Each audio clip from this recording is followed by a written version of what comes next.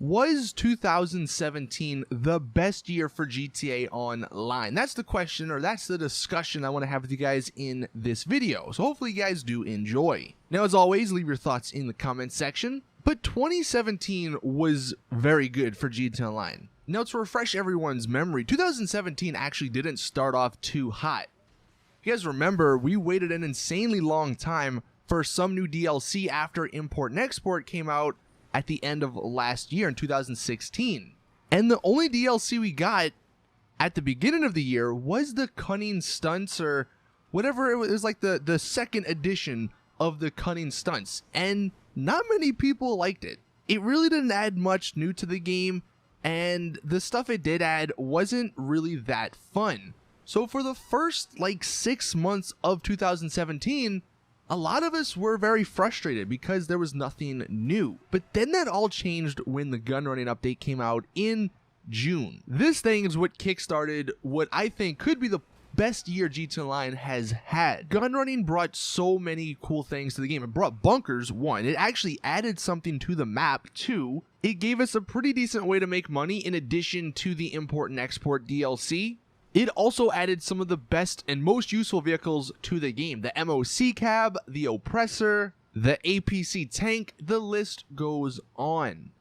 So the gunrunning was fantastic, and keep in mind, the missions were, in my opinion, awesome. I really only had an issue with one or two where the NPCs had some super auto aimbot and they would end up killing you really quickly, but for the most part, the missions were fun. So all in all, the gunrunning was great. And then that led us to the Smuggler's Run DLC. Now this one, it kind of fell off. Like, the mission part of it, the money-making part of it wasn't that great, but everything else it added was kind of cool. I mean, we got the Hunter, finally. That pretty much made that entire DLC. Like, yeah, we had to wait 2 months or 3 months for it, but we did get it with the Smuggler's Run. And all of the other new planes. And the fact that you now could own a hangar in Fort Zancudo, which means you don't get 4 stars when you go in Fort Zancudo, that was such an awesome gameplay addition to the game that it's probably one of my favorite features from that DLC. And then after the Smuggler's Run, we got probably one of the best DLCs, if not the best DLC to GTA Online ever, the Doomsday Heist. We all thought heists were never coming again. Rockstar have stated in the past that heists were never coming again, or new heists were never coming. So they kind of tricked us, and we had no idea when they announced this. And the fact that it added so many things that people have wanted, it added an Akula with the stealth feature so you don't show up on the map. It added a Deluxo. It added the freaking jetpack, which does kind of suck, but they added it. There was so much fan service in the Doomsday Heist DLC that it really did feel like they were listening over the years and they added all the stuff we wanted. But does all of that make this year in GTA Online the best ever? What I'm going to do is actually show you guys some pictures of previous years, and I'll find the link to the guy who actually made these and put it in the description. These are awesome. But this guy sort of made these posters, I guess, or artwork for each year in GTA. And it's not updated for the Doomsday, but going all the way back to 2013, this one is GTA 2K13, and it's the Beach Bum Holiday Capture update, or year, because we didn't really get much. We had the Beach Bum, which was free. We had the Holiday update, which was the first time we got snow and all that. And then we had the Capture update. Really, nothing special in 2013, but that was the year the game came out, so that's to be expected. That moves us to 2014.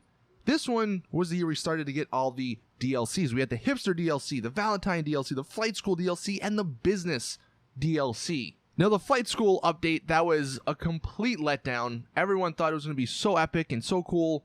It turned out it wasn't. The Business update, I don't actually remember. That might be the one that had the Massacro and the T20, or the Zentorno. So that one was kind of a cool update. The Valentine's update was cool because you got the exclusive Roosevelt. And then the Hipster DLC was kind of cool because you got these really cheap cars, and there was a ton of them. So people, if they didn't have enough money to buy the Super and Sport cars, they had a bunch of options. But 2014, you know, it still wasn't anything special. And that leads us to 2015, which I think could be the year that rivals this year, 2017. This year had so much content. it started off with heists, the old heists. I mean, I completely forgot those came out the year of all this other stuff, but that's what kickstarted off that year. In addition to that, we got the ill-gotten gains updates, which both added a bunch of crazy overpriced stuff, but it also added some stuff that's still relevant today, like the T20 and even the Osiris a little bit. We also got that year lowriders. And yeah, not many people use lowriders, but that added bennies to the game, and bennies has been a place that people go to make awesome car creations, so I'm really glad that came in that update. And then we got the executive and other criminals update, which added the yacht, and it added one of the best features, the VIP system. And through this VIP system, you could make money in free mode, and that was amazing. No longer did you have to wait through these loading screens and all that to make a decent amount of money, and the missions were fairly fun. Also, I believe this was the edition, or this was the year where the free mode events were added.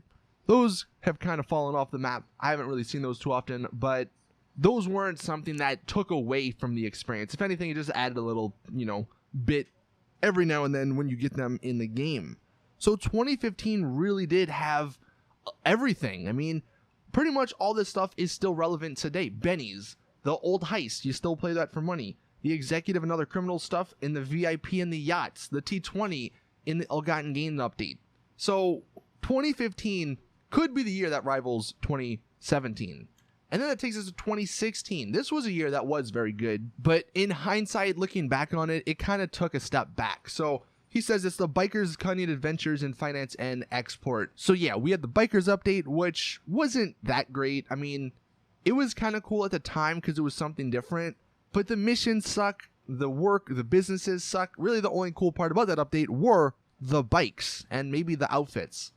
Then we had the Cunning Stunts update, which again added some cool cars, but this DLC kind of got boring to a lot of people after a couple of weeks. We also had the Further Adventures in Finance and Felony, which added offices to the game, and it added the CEO system, which was amazing. So obviously that's a huge part of GT Online today, and that came in 2016, so that does bump it up, a little bit.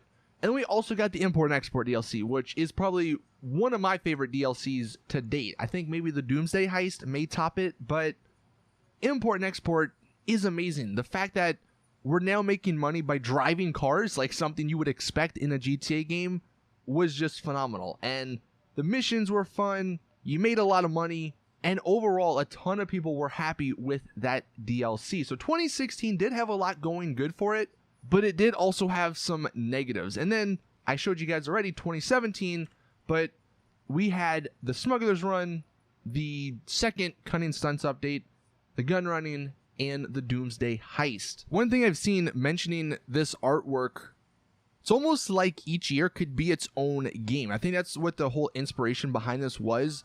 It'd be GTA 2K17. That would be one version of the game. And, the GTA 2K14 and 16 and 15 and 13, those would hypothetically be different games. And it kind of puts it into perspective. Like, we got all this stuff for free, and I know technically it's not free, and you have to grind and shark cards, blah, blah, blah. But each of those years basically could have been sold as games. And going back to the question, getting back on topic, is 2017 the best year? I kind of think it is, just because of all the little things. Like I said, with the Doomsday Heist especially, they added little things like more outfit slots. And I mean, that list can go on and on. They fix problems that people have had.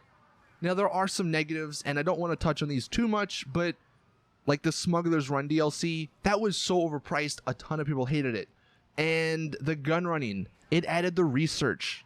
Really, like, we had to spend even more money and time into that. And then the Doomsday Heist, the fact that these missions are insanely hard. They bumped up the health and like the aimbot accuracy for these NPCs and these missions to make it even harder, so we lose even more money.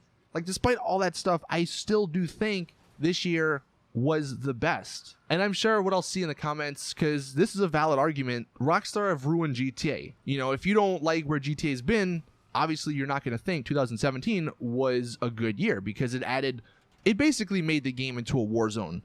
We have so many weaponized vehicles.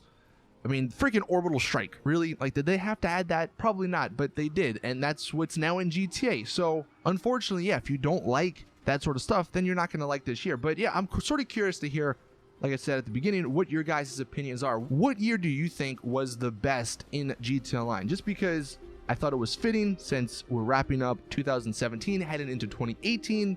I wanted to hear everyone's thoughts on this topic. But that is it. So thank you all for watching. Please drop the video a like if you did enjoy, subscribe for more awesome GTA content, and as always, I'll see you guys in the next one.